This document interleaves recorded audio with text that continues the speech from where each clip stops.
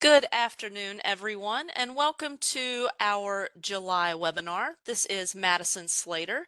I am the EVP of Security and Operations here at JSCM Group. As always, we appreciate all of your time in attending our webinar this month. As we have been going throughout the year, we've been having a variety of conversations surrounding security. And this month, what we're going to be talking about is mastering data encryption. So throughout the year, we've gone through several different topics. We've talked about third-party risks and authentication policies and device hardening and vulnerability scanning. So as we continue on this journey throughout the year, what we are trying to do is build a good baseline for our security. So this month, in talking about data encryption, we're going to be talking about some of the ways that we can ensure that the data that we have for our organization is well protected. Now, as always, I like to start us off with the question to get our brains thinking on this topic. So our question for this month is, if someone in your organization were to lose their laptop, so you have someone who's traveling, they're out on the road, and you get a call saying, oops, I left my laptop at the local coffee shop and I can't make it back. Would you be confident that the data on that laptop was secured? Now, we talk a lot about data because obviously when we're talking about security, that's really what we are trying to protect. And all of our organizations are going to have different varieties of data that we're concerned with. But at our core, when we talk about security, that's the thing that we are trying to protect. Whether it is data involving a product, a service that we offer, whether it is data for our client base, whether it is data for our employees, we all have something that we need to protect.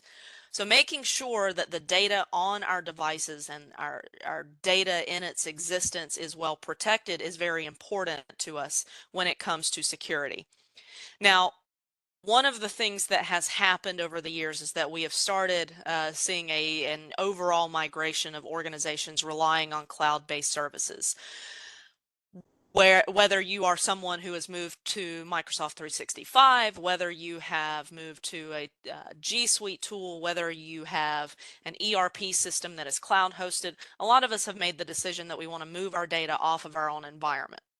And one of the reasonings behind that is for protection.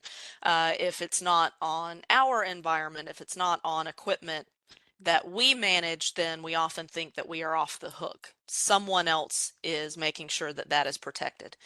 But the reality is that data will still exist in our environment, regardless of if we are using cloud services. So specifically, if you are an organization that uses something like 365, I want you to think about how that ties into your endpoints. So we use 365 here. I'm a big proponent of that.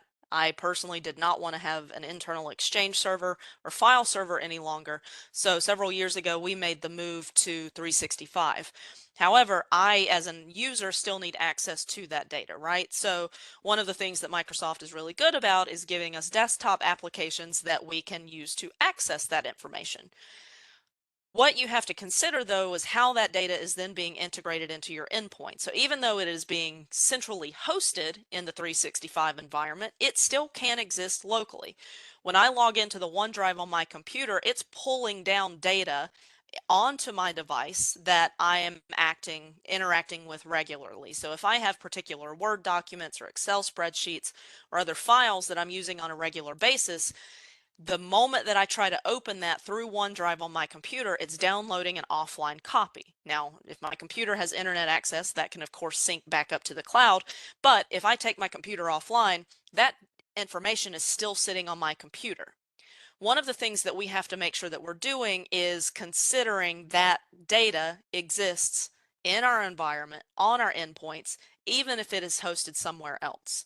So as we're talking about encryption, that is something that I really want you to keep front of mind. Just because you might have moved the hosting of your data to a cloud or offsite tool or service doesn't mean that you are inherently protected and don't have to worry about encryption. The reason that we use things like 365, or if you, instead of 365, if you're using something like G Suite and Google Docs, the reason that we use that is so that we don't have to host it in our own environment, but we are still accessing that locally. So we still need to make sure that we are taking consideration into mind and that we're implementing best practices with that.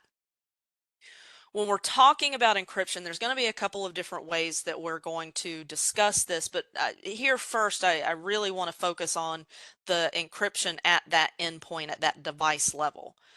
Now, before we get too far ahead, let's take a step back and say, okay, well, what is encryption? What are we really trying to do with this? Well, with encryption, all that we're trying to do is make the data harder to get access to. We're putting a protective layer on it so that you can't just open up the computer and get access. When we're talking about endpoints, typically what we're talking about as far as encryption is hard drive encryption. We're making sure that the disk on that device is encrypted so that there's another level of protection on top of that. There are other ways that we can implement encryption, and we'll make sure to talk about those today too, but this is really where we typically start because, again, we're concerned about data, and data often exists on our endpoints, even if we are using something like SharePoint or OneDrive or Google Docs or anything like that that could be centrally hosting that data somewhere else. That data could exist on our machine. So when we're talking about hard drive encryption, there have been a lot of ways over the years that we could implement this. And I will say that if I look back over my history here at JSCM, I feel like there has been sort of this wave of focus on encryption. When I first started here, encryption was something that we were really starting to ramp up. We were really starting to see a lot of focus because at that point, there wasn't really the vast utilization of things like 365, and so our data was actually typically just stored in our own environment. It was sitting in the documents folder of our Windows, of our users' computers, or they had maybe file shares mapped to their device, but we were really storing that data at the device level. And at that point was also when we were seeing more and more mobile devices, so more laptops being implemented. So our focus on that data encryption really started to grow. And so we started to see this big trend of people really paying attention to that and starting to look at ways to implement encryption. What I have seen since then is that this trend of people moving services or moving their files off of the environment into a cloud host, it feels like we're sort of on this other side of the wave where we're not paying as much attention to encryption. But I'll be honest, I really think that we still need to be because, again, we haven't gotten away from data being stored in some capacity on our endpoints. We've really just moved the main system that is controlling it. So what has happened over the years as we have put more focus on encryption and we've started paying attention to our endpoints is we've started to implement things like hard drive encryption. And there have been a vast number of ways that we've been able to do this over the years. I remember when I started working here at JSCM, you basically had to go out and buy a separate tool or service that would do the encryption for you. And you had to install that, you had to deploy it out to your endpoints, and then you would have the ability to do encryption. Now we don't really have to do that because things like so Microsoft, they built in encryption capabilities into their computers. So if you go into your Windows machine and you go into the control panel into the settings, you will find BitLocker. BitLocker is just an encryption mechanism. So we can actually turn this on now typically at the local level. If you are an organization that uses things like Macs, they've always sort of been a little ahead of the curve when we talk about encryption, where they've had the ability to encrypt a little bit longer. But now it's pretty common that your device will have some type of encryption capabilities. Now, not to get too far into the weeds from a technical perspective, but just so we understand where this conversation is going, when we're encrypting, what we're doing is we're adding a protective layer. We're adding security onto that data. When we encrypt something, think of it from the perspective of password protecting it. We are securing the data so that you have to verify yourself in some way before you get access to it. When we do things like turn on BitLocker, what we're doing is we're implementing encryption, and what that's doing is creating our password, our recovery key, our encryption key. That key is actually a really important piece of encryption because that's how we get back into it. If we just encrypt it and we don't have that password, well, the data's secure because we can't get back into it, which can lead us into a big issue. What this trend has done, though, is really had to make us think about how are we managing that key. The encryption is the action. The key is the thing that gets us access into it, and really is the core piece of encryption. Again, if you don't have the encryption key, you can't get back into the data. So I sort of jokingly say, when we're talking about those encryption keys, if we're manually storing those, that's very 2010. That's a very old practice considering the ways that encryption has changed. What I'm talking about here is that if we go back to when encryption really first started to become more prevalent, what would happen is that you would turn on encryption and you would be given this encryption key.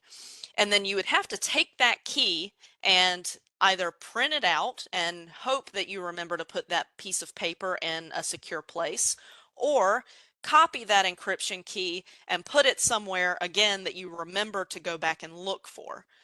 If you are an organization that you have implemented encryption, but you are still manually storing those, then at this point, we need to start looking at ways that we can streamline that a lot more. What some organizations will do is they have gone through and they've turned on encryption, and they've taken that encryption key and they've manually set that or added that into Active Directory, into a field there. Well, the problem there is that if our AD gets compromised, all of our encryption keys are there, and even more so, we had to remember to do it at the first place. So what we have to do is, even if we are making sure that we are encrypting, we have to make sure that our processes are keeping up with modern standards. So if you were an organization that you say, yeah, check the box, I'm doing encryption, but you're still taking that encryption key when you turn that on and you're manually doing that, if you're manually having to turn encryption on and keep that key in a safe place, then it's time for us to look at ways that we can implement a more secure practice.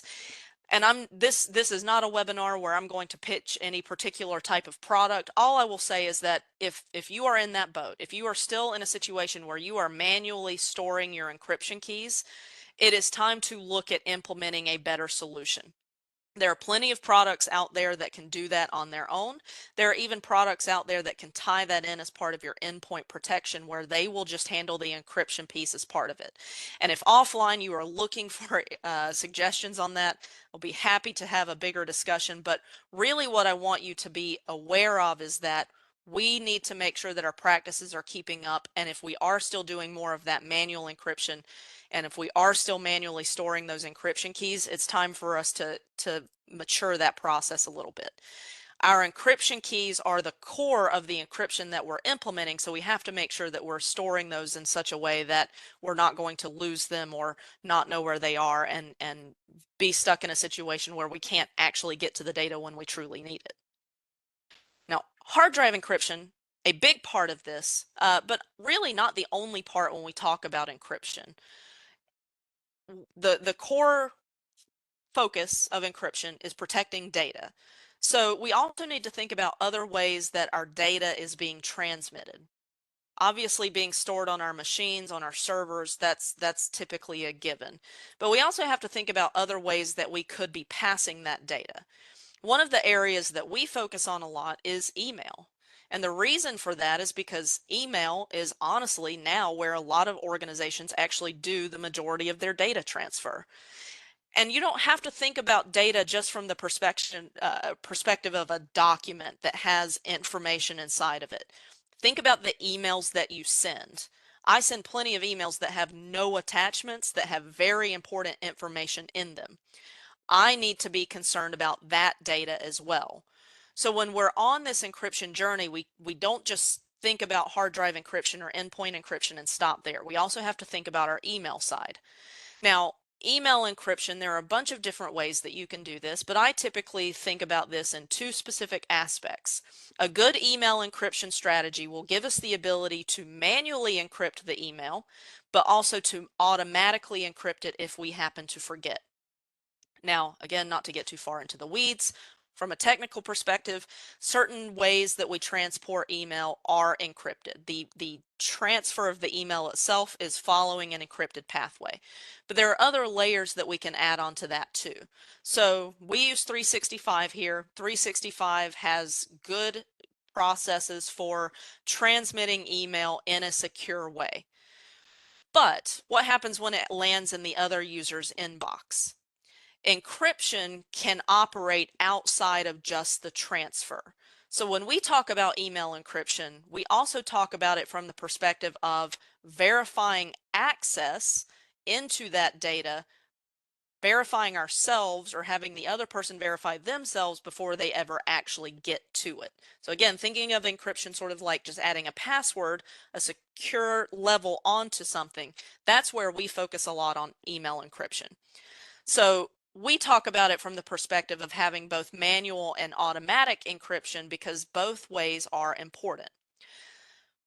The way that we do it here is that if I need to send an email to an outside person, so if I need to send an email to a client, this happened a lot when I was working on our red team. We would get through with a security assessment. We would have a copy of the report.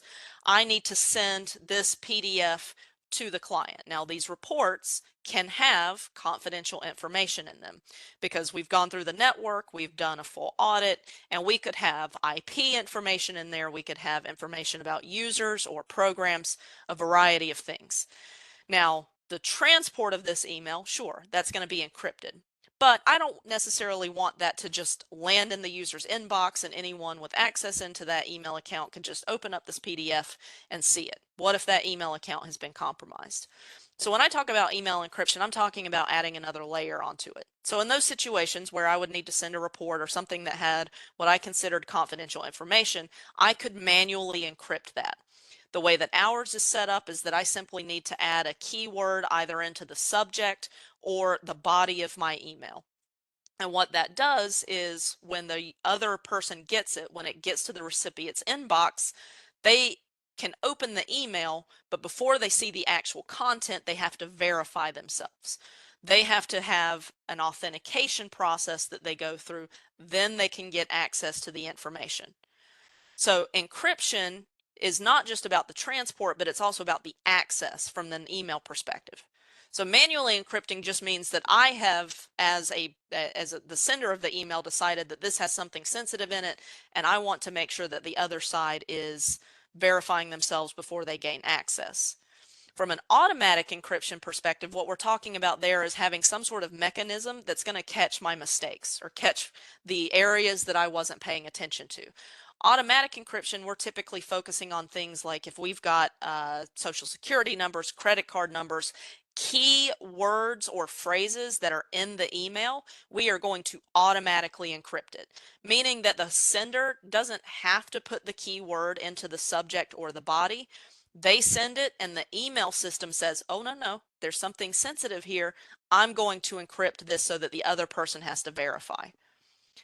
Again, we're considering data, so we're not just looking at the hard drive perspective, we also have to think about it just from how our data is flowing. And email is definitely something that we could have a ton of information that is passing through. So if you have an email system currently that is doing things like spam filtering and it's filtering out viruses, but it's not doing any type of encryption, it's time to look at a different solution or to at least determine if your current solution has that capability. You should be able to encrypt data. At the very least, every organization should have some type of automatic encryption triggers in their environment, so that if someone happens to accidentally send something, there's at least a verification process on the other side. But that manual encryption process is also very good because it means that the user can say, no, this is actually, this is confidential. There's not necessarily anything in here that would trigger this based off of a signature or a keyword or anything like that, but I still consider this to be confidential information and I still want the other side to be able to verify themselves before they gain access. The security assessment reports that I would send, that's typically what it was. It would not have triggered on any automatic encryption because we didn't put social security numbers or credit card numbers or anything in there, but it still had confidential information.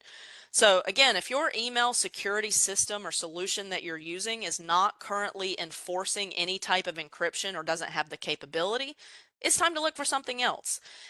If you are using something like 365, yeah, they have encryption capabilities. They're not turned on by default typically, so you do need to make sure that you're going through and turning that on.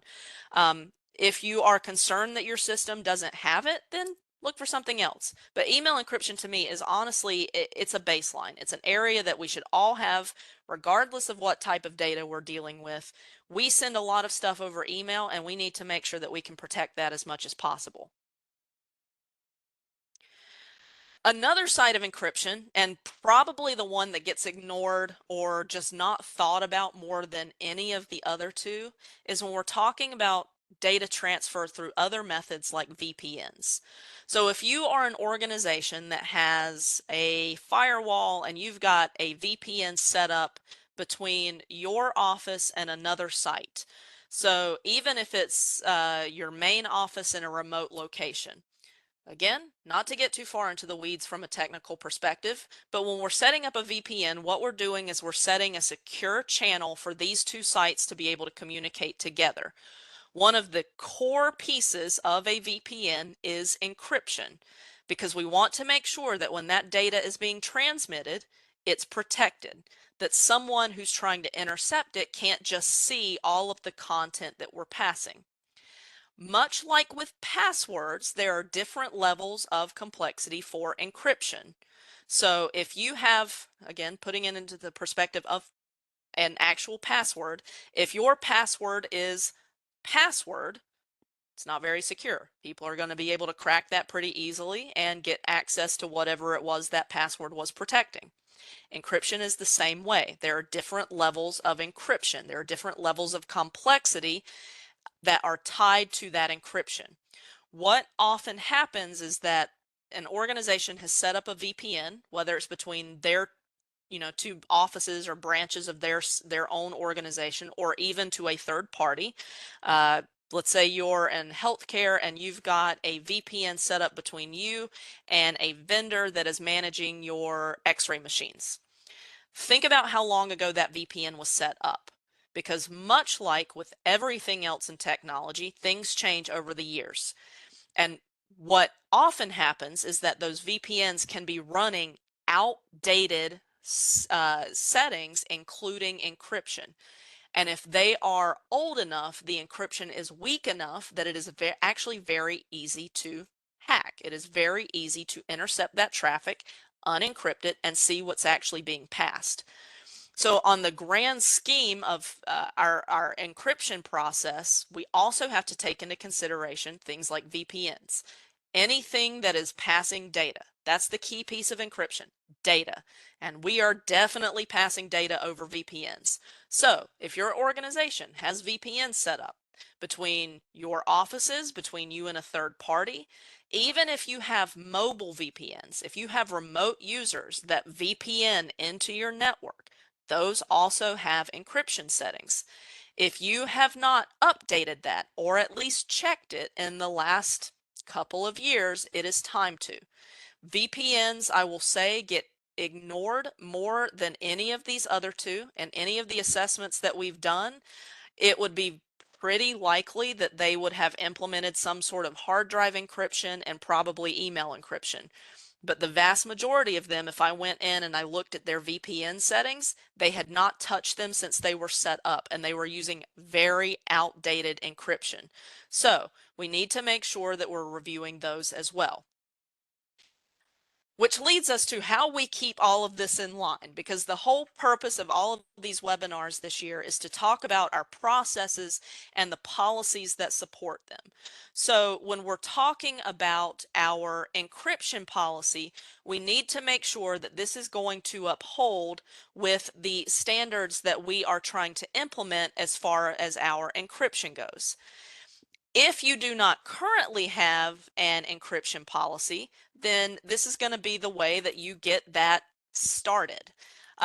If you have an encryption policy, but you haven't touched it in a while, or you haven't gone back and looked at it, then it's time to reevaluate. And the reason that I've touched on all of these types of encryption is because those are all the things that, at a minimum, you should be including in your encryption policy.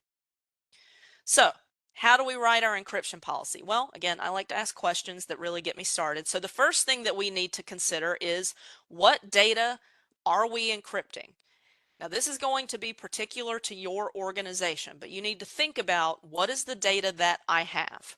So if I think about this for myself, so the data that I have, where is it located? So that's going to be the data that I have on my endpoints that is being synced from 365. It is going to be the data that I'm sending via email, and it's going to be the data that I'm sending between myself and another site. So I need to consider what is the data that I actually need to be concerned with. The next thing is, what are the tools or processes that our organization considers acceptable for encryption? So if we're talking about hard drive encryption, what is the process or the tool that we are going to say is our standard? So for us here, it's BitLocker. We use what's there. But we also have processes in place for how that's getting turned on and how that's getting managed.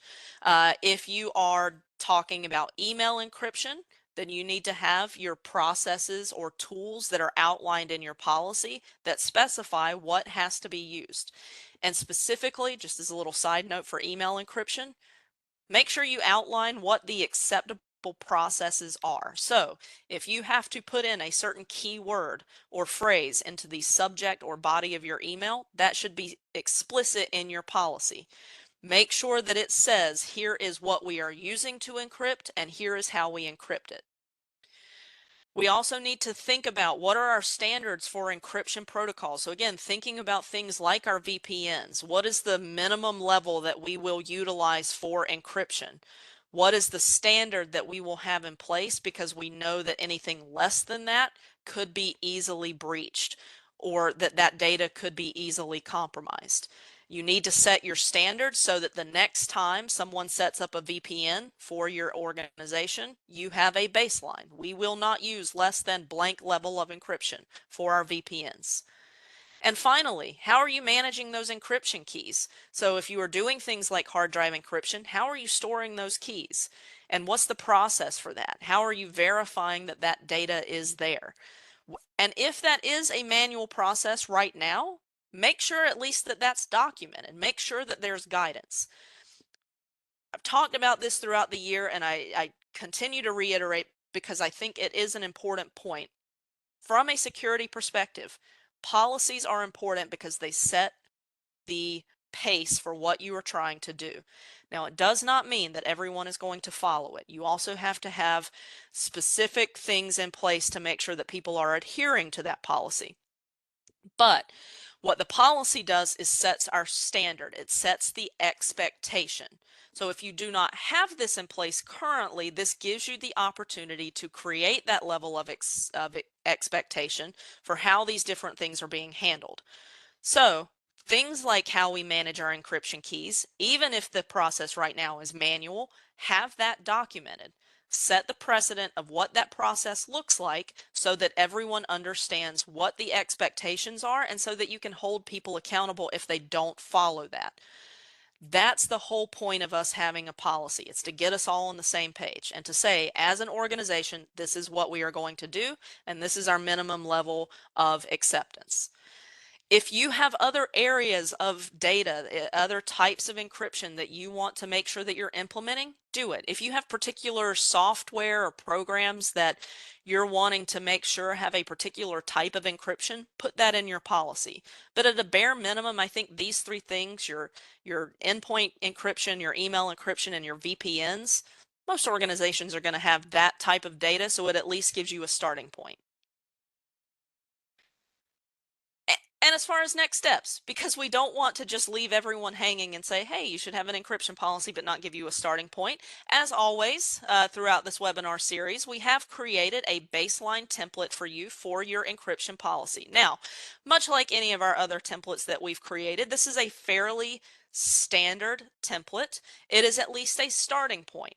There is definitely area in there where you will need to go in and you will need to specify your organization specifics, but it at least gets you a starting point for those different areas. If any of those things are things that you haven't thought about, things that you don't have implemented, and you're not really sure where to start, sure, I can write an encryption policy, but we don't even do hard drive encryption. So what does it do? please feel free to reach out to us here at JSCM and we will be happy to have a deeper discussion and point you in a direction. But if you have implemented those things and you don't yet have a policy, this will at least give you a starting point. The whole reason that we are doing this whole series this year is because we ourselves have gone through uh, a, an audit. We did our SOC 2, but we also just spent a lot of time thinking about security. And at the end of the day, we really just want to help our clients get to a point where they are making improvements. It is a strong belief for most people in security, and we definitely breathe this here at JSCM. Security is a journey, not a destination. There is no point that you will reach where you can stop worrying about security. The reason that we focus on these things is to help get you down that path. And I am a strong believer. I do not believe in perfection. I believe in improvement. Are you better today than you were yesterday? And that's what we're talking about with any of these policies. If you don't have one, here's your starting point. If you have one, but you haven't looked at it in a while, this is a reminder to go back and review it. If you have encryption, but you haven't checked the processes or you haven't checked the encryption standards, this is a reminder to go back in and re-verify. Just make sure that you're doing a little bit more than you were before, and that's how we continue to make ourselves more secure.